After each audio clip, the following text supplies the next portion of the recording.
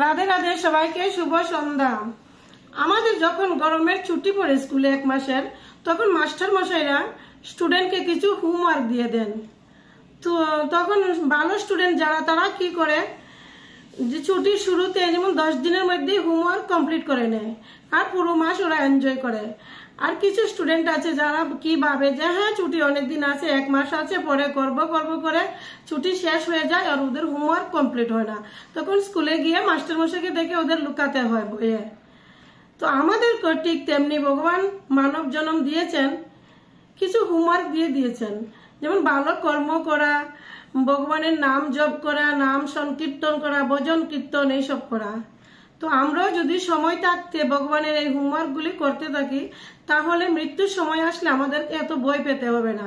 মৃত্যু তো হবে, জন্ম নিয়েছি, আমাদের মৃত্যু সবাইকারই হবে। তো এই মৃত্যুটা যাতে কষ্টদায়ক না হয়, সেজন্য আমাদের এই ভগবানের হোমওয়ার্কগুলি করা আমাদেরও দরকার।